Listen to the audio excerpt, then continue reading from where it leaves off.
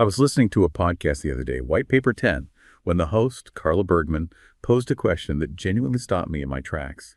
She didn't talk about Netflix or Spotify. She talked about healthcare. She asked, what happens when life-saving medication becomes gated by a monthly subscription fee? At first, it sounded like pure science fiction, a dystopian nightmare. But as I sat there looking at the notifications piling up on my own phone, that nightmare started to feel uncomfortably close to our current reality. Think back to just a few years ago. Do you remember how liberating it felt to cut the cord? We were sold a promise of absolute control. No more rigid cable schedules, no more buying expensive software licenses. You paid a small fee, and you got freedom. It was the golden age of convenience. Pause when you want, watch what you want, and crucially, no ads. But look at where we are today. The script is completely flipped. I opened a design app recently, one I've used for years, only to be told I had hit a daily cap and needed to upgrade to Pro just to finish my work. I turned on a streaming service I already pay for, only to be forced to sit through a block of commercials. The irony is palpable. We bought into these models to escape the restrictions of the old world, yet here we are, trapped in a tiered system that feels even more predatory. When you have internet providers like Total Play in Mexico, quietly hiking prices without consent, and piracy rates spiking to levels we haven't seen since the LimeWire days, it becomes clear this isn't just about subscription fatigue, it's about a broken promise. That phrase, a broken promise, I think that's the perfect place to start. That really is the mission for this deep dive. Right. It's so much more than just being tired of another monthly fee. Exactly. We're trying to move beyond, the surface level annoyance of fatigue. We need to really dig into the deep structural factors that allowed this whole market to shift. And the focus has to be on that core power dynamic, what we lost. The fundamental power transfer from ownership to access. I mean, the source material we've looked at, it charts a whole decade of this. You can see how the media discourse shaped it, how the model just grew and grew. From things that were, fun to have, like movies. To the very fiber of the digital economy. And what's most critical, and this goes right back to your opening, is understanding what happens when this model inevitably extends into essential life-critical services. Like healthcare. Like healthcare. That's the scenario that is so chilling, because this structural change, it really risks creating a permanent wealth-based tiered system for necessary care. It completely undermines autonomy and the idea of universal access. We were promised convenience, we were promised flexibility, but what we actually traded away for that was, it's power, wasn't it? Autonomy. It was. So let's start there. Let's define what we fundamentally lost. What's the difference between me owning a DVD and me subscribing to a streaming service? Well, the shift you're describing, formally it's known as access-based consumption, or ABC for short. ABC, okay. And in that model, the key thing to understand is that the transaction is specifically designed so there is no transfer of ownership. None at all. So the company holds all the cards. They hold all the cards, all the property rights, the costs, the responsibilities, all the risk. Consumers, we start being owners, we just become users. Users who are granted temporary and, I guess, conditional access. Conditional and, crucially, revocable access. They can take it away at any time. And this isn't some, niche trend. We're talking about a huge economic shift. Oh, it's a transformation of historic scope. Yeah. The subscription economy has expanded by over 400% in just the last decade. 400%. Yeah. And the projections put its value at something like $1.5 trillion by 2025. It touches everything: apparel, food, cars, entertainment, and especially software. Right, software is the big one. I remember when you used to buy a license for Photoshop. Exactly. Giants like Adobe, SAP, they've completely restructured their entire business away from licensing. Now it's subscription only. I remember that early phase, maybe around 2014 to 2018. It really did feel like, a narrative of growth and optimism. Mm-hmm. The promise was just so appealing. No huge upfront costs. You get access immediately. No more stacks of CDs or DVDs cluttering up the house. The media absolutely loved it. It was an era that was very carefully curated by the industry. If you go back and look at the media narratives from that time, they were overwhelmingly positive. All about the benefits. All about the benefits, and almost always reflecting the viewpoints of, the company executives and the financial analysts who were just thrilled about predictable recurring revenue. Were there any critical voices back then? They were very scarce. And the criticism that did exist was usually about the long-term financial sustainability for the companies, not for the customers. Nobody was really asking about the long-term effects on consumer welfare or autonomy. Okay, so let's really unpack that core power shift. If the price we paid was power, what does that actually mean? legally, structurally. When I owned that physical product, what rights did I have that I've now surrendered? You surrendered what's known as the legal power bundle. It's a set of rights associated with property. I mean, in a capitalist system, ownership is power, right? That gives you control over an asset. And there are 4 key property rights that were established to protect an owner's autonomy. Okay, lay out those 4 rights for us. And maybe we can use the example of a song. Yeah. The difference between a song I bought on iTunes back in the day versus one I stream now. Good example. So first, you have the right to use a good. You can listen to the song. Simple enough. Right. Second, the right to retain the return yielded from the usage of a good. You could, in theory, sell that downloaded song file or profit if you used it in some small project. Okay. Third, the right to convert the form and structure of a good. You could burn it onto a CD. You could change the file format. Mm-hmm. And fourth, the right to transfer one or more of these rights to other persons. You could sell it, lend it, give that file to a friend. Okay, so those are the 4 rights of ownership. Now, how do those apply to a streaming music service under this ABC model? Well, instantly, rights 3 and 4 they vanish completely. Gone. You cannot convert the form or structure of the stream, and you absolutely cannot transfer your access to others. The terms of service explicitly forbid lending or selling your account. And even if I stop paying, the company still owns everything. Of course, they own the library, the platform, the whole infrastructure. So what about the first 2 rights, the right to use and the right to retain return? They become incredibly conditional and extremely limited. They only last as long as I keep paying. Exactly. They are strictly, and I mean strictly, limited to the duration of the payment period. The moment you stop paying Spotify, your right to use the service is terminated, and you lose everything. All your playlists, your curated content, all the utility you've built up over years. And if you take that logic and apply it to the life-critical scenario we started with, say, a medical device. It becomes terrifying because the provider retains right number 3, the right to convert the form. That means they could theoretically remotely downgrade or just disable features that are vital to your health. All because you missed a payment? Or they just decided to change their terms of service? Yes. It's startling how clearly those 4 rights explain the power dynamic. It almost feels like a legal sleight of hand, doesn't it?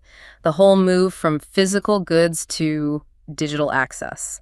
The company keeps the right to decide who can use the service and, more importantly, under what conditions. And they can change those conditions whenever they feel like it. That retention of ownership rights, that's the fundamental corporate incentive.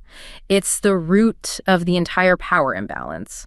Because the provider maintains full exclusionary property rights, they can just continuously change prices, alter the service quality, add new restrictions. Without really risking losing their customers because we're all locked in. We're locked in. The whole system is structurally designed to leverage that consumer dependence against our own autonomy. It creates this profound dynamic that will always favor the corporation and guarantees that any decline in quality or increase in price is just really hard for the consumer to escape. This inherent power imbalance feels like it's the foundation for the next part of the story, doesn't it?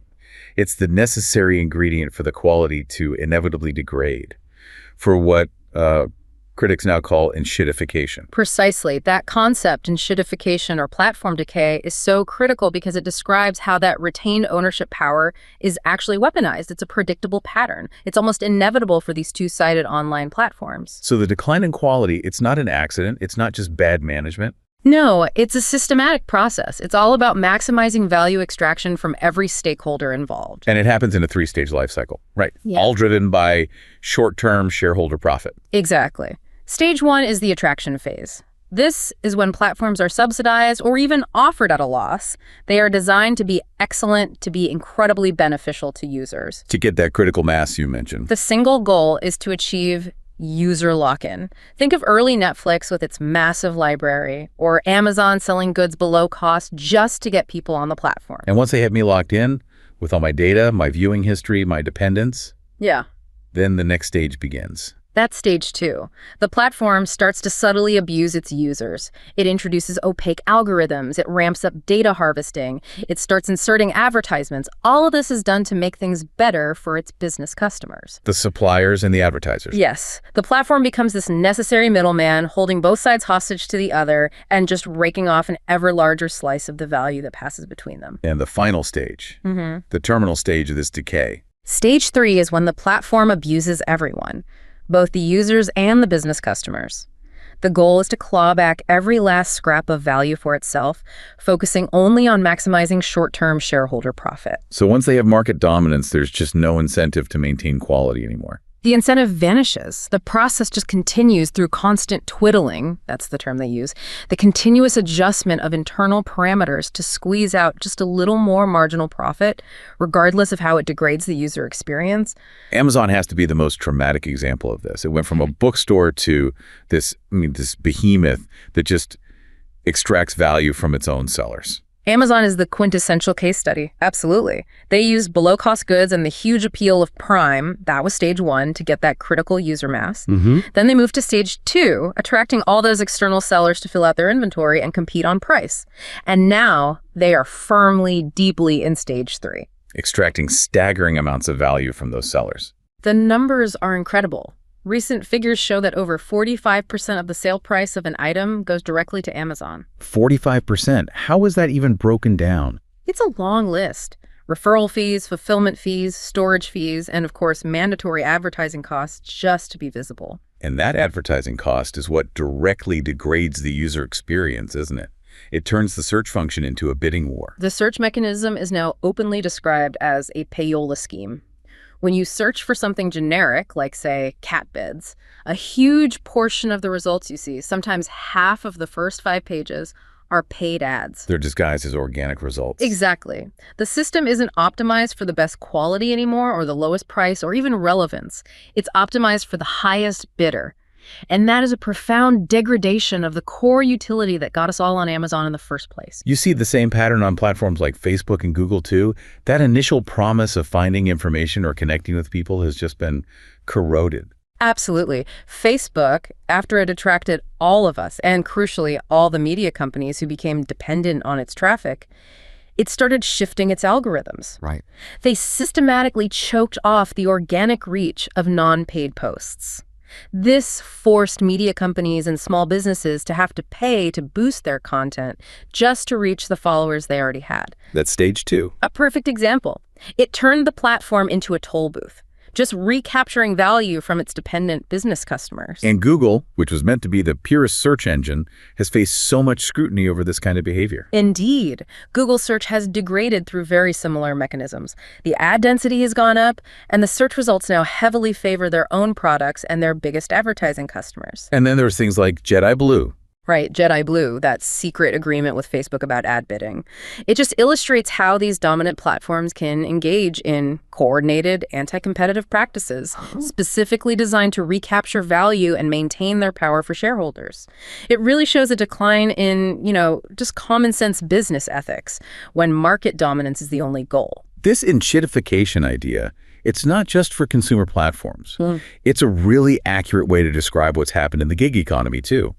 To labor. The same kind of algorithmic opacity that frustrates me as a consumer is literally weaponized to control a worker's earnings. Applying this cycle to labor markets, like with ride-hailing services like Uber, it reveals a much more sinister dimension. Uber attracted drivers in stage 1 with promises of flexibility and these huge subsidized earnings, all funded by venture capital. And then, once they had market power, the value extraction from the workers became systemic. And the research on this identifies 3 main ways they do it. The first one is burden shifting. Burden shifting, yeah. It's the systematic transfer of operational costs directly onto the worker. Because they're classified as an independent contractor, they have to cover everything. Vehicle maintenance, fuel, insurance. All of it. Depreciation. The platform externalizes all of its liabilities while keeping total control over pricing and access. It just dramatically cuts into the driver's actual take-home pay. And then there are the algorithmic changes, the twiddling. That falls under feature addition or alteration. Precisely. This is algorithmic twiddling that directly increases the worker's effort or their risk. Things like changing how pay is calculated, making it harder to see what you'll earn before you accept a ride. Or dynamic pricing that just seems to benefit the platform. Always. These changes just chip away at the driver's autonomy and their earnings bit by bit. And the final piece is market manipulation, which really solidifies the platform's control. By controlling the entire marketplace, the flow of information, they systematically reduce the workers' bargaining power. They can flood the market with more drivers, use these opaque performance metrics that lead to sudden, arbitrary deactivations. It creates a state of total precarity. Immense precarity. Workers are left with very few alternatives, which forces them into what some researchers call toxic resilience. They just have to keep working, even as the conditions get steadily worse. That's a crucial point. I mean, if the quality is going down and the fees are going up, or if you're a worker and your pay is going down, why do people stay trapped? It really suggests the model is built on psychological exploitation, not genuine satisfaction. That is absolutely correct. The model relies so much more heavily on manipulating our fundamental cognitive biases than it does on cultivating authentic, value-driven loyalty. And the first bias is loss aversion. Loss aversion is the bedrock. We know from behavioral economics that humans feel the pain of a loss about twice as strongly as the pleasure of an equivalent gain. So once access to a service, a huge streaming library, your professional network, a piece of software you need for work, once that's perceived as an entitlement, canceling it is experienced as a profound, disproportionate loss. Compared to just saving a few dollars a month. Exactly. You lose the potential utility of that entire library, even if you were only watching one show. And that pain is then compounded by the sunk cost effect. The sunk cost effect is how all those previous payments anchor our decisions now. Those months or sometimes years of recurring fees, they feel like psychological investments. Right, I've already put so much money into this. I have to keep going to justify it. These past expenditures increase the probability of continued use, even if your actual satisfaction has dropped off a cliff. I can totally relate to this. I kept paying for a niche sport streaming package for 6 months after the season ended, just because canceling felt like admitting the previous payments were a waste. And then the companies use our own inertia against us, the status quo bias. The status quo bias, or just inertia, is such a powerful and cheap retention tool for them. Platforms exploit this by making auto-renewal the default. You have to expend deliberate cognitive effort to opt out. And they make that effort as difficult as possible. They deliberately introduce immense cancellation friction. The dark patterns you mentioned. The process to stop paying is complicated. It's multi-step. You have to find a hidden link, maybe talk to a chatbot. Or call someone during very limited business hours. It's all designed to reinforce retention by leveraging our basic human desire to just avoid a hassle. This distinction between, manipulating a customer into staying and actually providing real value, it seems critical. It's like companies are choosing trapped loyalty over sustainable loyalty. That's the ethical caution that researchers raise. Trapped loyalty, which is driven by this kind of manipulation and friction, is inherently temporary. It just erodes consumer trust and fosters deep resentment. Which is what we're seeing now with the rise in piracy and the backlash against companies like Total Play. It's a direct result. Authentic, sustainable loyalty can only be built through transparency, consistent value, and maintaining the user's sense of autonomy. This widespread shift to manipulation signals a structural betrayal of what we all expected from the digital economy. So if the model is so manipulative and it's designed to degrade, why has it become so normalized? Why hasn't there been a mass consumer revolt?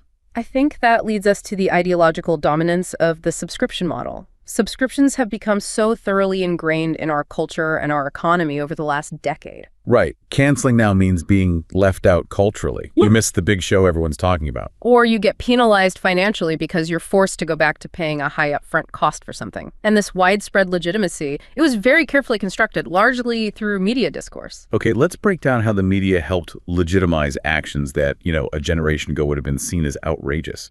Let's start with authorization. How does a company justify a huge price hike?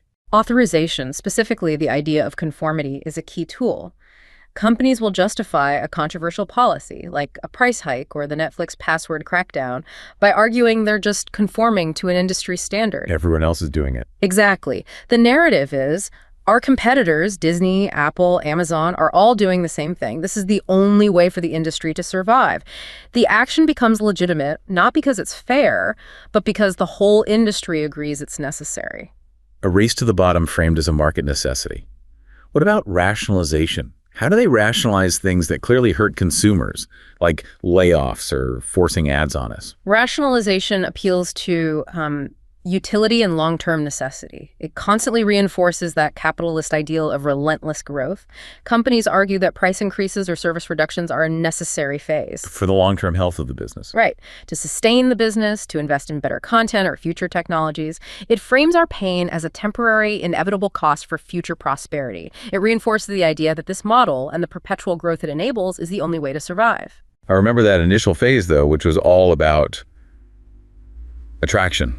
Selling the dream. Attraction was about framing the initial offerings as irresistible. Subscriptions were presented as this kind of economic nirvana. Right. Predictable, recurring, low monthly prices. And that was framed as a benefit, as something that protected you from the burden of high upfront costs or the risk of an economic downturn. That appeal was absolutely essential to get that initial critical mass of users. And finally, there's mythopoesis. Yeah. This one's interesting. It sounds highly critical, but it doesn't actually challenge the model itself. Mythopoesis uses very dramatic, critical, often emotional language.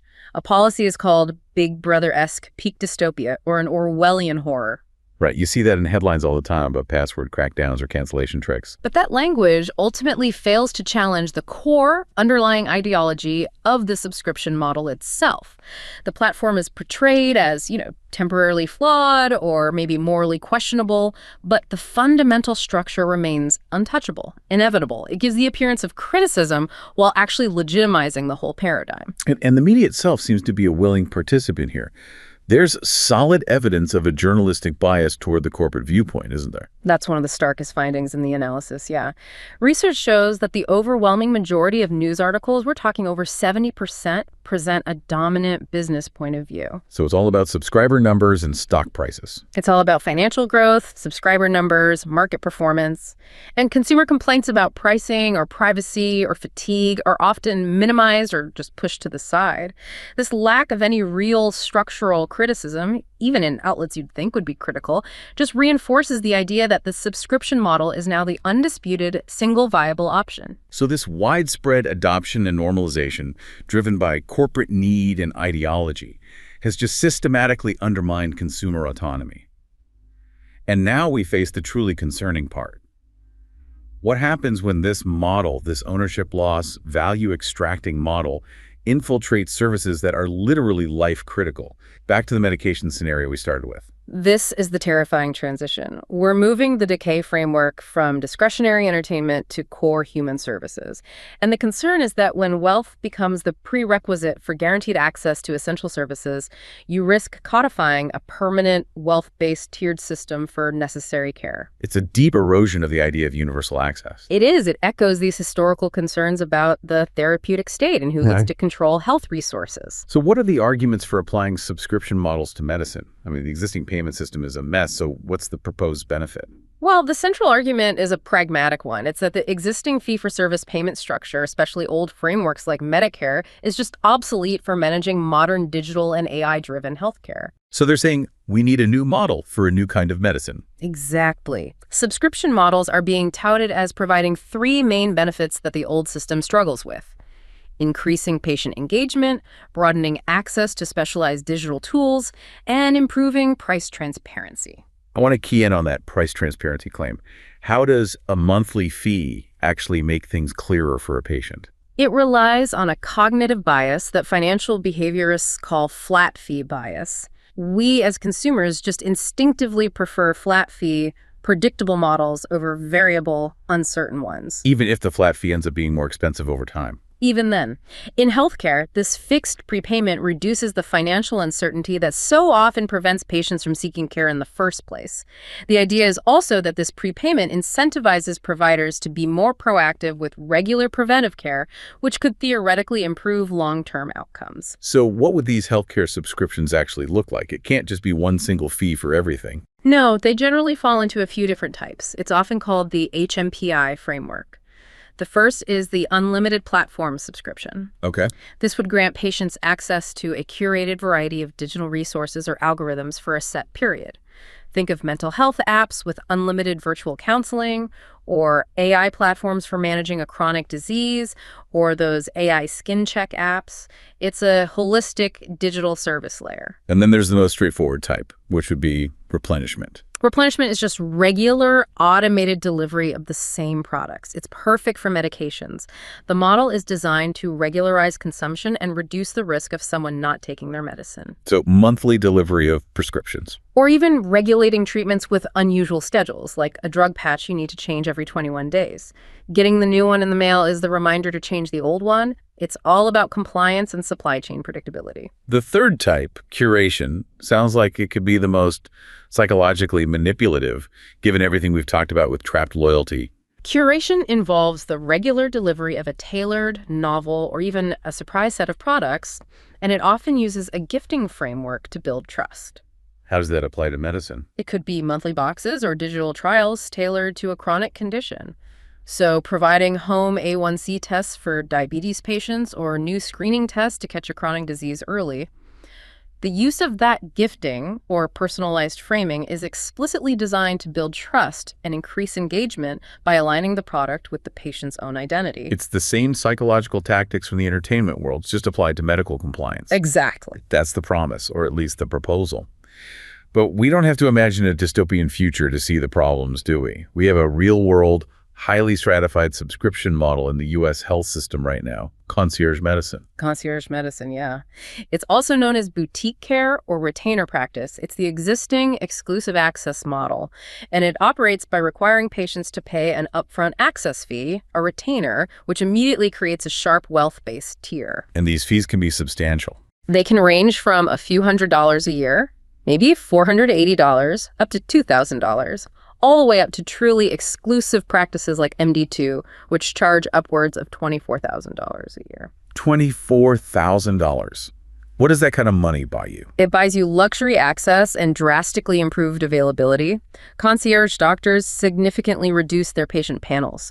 They might go from seeing 3,000 or 4,000 patients down to 600 or even fewer. Which means they have more time for each one. A lot more time. It allows for much longer appointments and expedited service. You get 247 access to your doctor via their personal cell phone, same-day appointments, empty waiting rooms, and these extensive executive-style annual physicals that go way beyond what standard insurance covers. It is the definition of tiered service based on wealth. This model just seems inherently designed to make health disparities worse. That's the core concern of this entire deep dive. It fundamentally does. The most immediate ethical conflict is patient abandonment. When a doctor transitions to a concierge practice, they have to dramatically shrink their patient panel, Shedding 75% to 90% of their existing patients. which can be 2,500 people or more who are suddenly and abruptly forced to find a new primary care doctor. This creates huge instability, especially for the sickest and most vulnerable people in a community. What are the doctor's obligations in that situation? The American Medical Association must have rules about this. They do. The AMA states that physicians have a strict ethical obligation not to neglect their patients. They have to ensure continuity of care. They have to help facilitate a smooth transfer. So they have to actually help their sickest patients find a new doctor. They have to take affirmative steps to assist them. In some cases, if there are no other options in the community, the doctor might even be ethically obligated to keep treating those vulnerable patients without charging them the access fee, at least until new care can be found. But the reality is that the model itself creates systemic discrimination. Yeah. It segments the market. That is the structural consequence. Concierge practices cherry-pick the wealthiest and usually the healthiest patients. By shrinking their panel size and requiring that huge access fee, they skim the top layer of the patient pool. Which leaves a sicker, needier population for the traditional insurance-based doctors to absorb. Exactly. It just exacerbates physician shortages and strains resources in the traditional healthcare system, especially in areas that are already underserved. And it's not just an ethical issue. There are serious legal and regulatory conflicts when this private subscription model runs up against public health structures like Medicare and managed care. The conflicts are complex and they are numerous. If we start with managed care, when a concierge doctor is part of a network plan, requiring that extra access fee can violate anti-discrimination laws. Because lower-income people on that plan, maybe with Medicaid assistance, can't afford the fee. Right. And regulatory bodies argue that this constitutes discrimination based on the source of payment.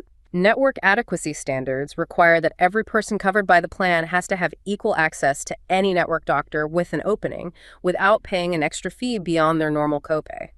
The access fee is an unlawful barrier. So the doctor is technically in-network, but the fee makes access functionally impossible for lower-income patients. Exactly. It violates that core principle of equal access. But the most fraught conflict is with Medicare balance billing. Because Medicare has really strict rules about what participating doctors can charge patients for services that are already covered. They have to walk an almost impossible tightrope. A concierge practice that accepts Medicare has to strictly differentiate the services covered by their access fee from any service that Medicare already covers. If you charge a Medicare patient an extra fee for a covered service, even if you call it an enhanced version, that's unlawful balance billing. And Medicare has been expanding its coverage of preventive care over the years, which must make it even harder to justify the fee. Much harder. Historically, the fee might have covered preventive services Medicare didn't touch. But now, with Medicare covering annual wellness visits, certain screenings, coordination of care, the overlap is substantial. If a doctor charges for uncovered services, but the government decides those services are actually integral to covered services, they are violating their agreement. And the penalties are severe. Substantial financial penalties and potential exclusion from the Medicare program entirely. So what's the structural consequence of all that legal pressure on the physician community? Well, the safest and most common route for a concierge doctor who wants to operate without these headaches is to just opt out of Medicare entirely. Which avoids the fraud violations, but what does it do to the community? The aggregate result is a severe reduction in access to primary care for seniors across the community. And what's worse, these practices often still market to wealthier Medicare patients who then just pay out of pocket for their primary care and reserve their Medicare coverage for expensive specialists or the hospital. This dynamic actively creates a deeply entrenched, wealth-based, tiered system for the elderly, the very disparity Medicare was designed to prevent. So to pull all of this together, the story of the subscription economy is really the story of a systemic transfer of power. We, as consumers, we forfeited autonomy and ownership in exchange for kind of manufactured convenience. That is the enduring broken promise. The widespread adoption and normalization of this access-based consumption model, driven by corporate necessity and this ideological pursuit of relentless growth, it has just systematically undermined consumer autonomy. The resulting platform decay, the Enshittification, where companies deliberately degrade the value, that's not an anomaly anymore. It is structurally embedded in how we access digital life. From our entertainment to our professional tools. And this subscription fatigue we all feel, the fact that piracy is on the rise again, that's a direct reflection of this systemic erosion of trust. It is a breakdown of trust in established institutions and market mechanisms. And we've seen how this entire paradigm relies on exploiting our own psychological traps, loss aversion, sunk costs, simple inertia, instead of delivering authentic, sustainable value. And this manipulation was ideologically cemented by a media discourse that constantly prioritizes the business point of view, reinforcing this idea that this extractive model is the only way forward. And the most concerning implication, the thing we have to end on, is that as this ownership loss, value extracting model infiltrates essential services like healthcare, it risks codifying a permanent wealth-based tiered system for necessary care. The core challenge is that the structural advantages of the subscription model have shifted the entire market to a point where traditional ownership-based alternatives are increasingly seen as financially unjustifiable, forcing consumers and corporations alike to operate within this decaying yet utterly dominant paradigm.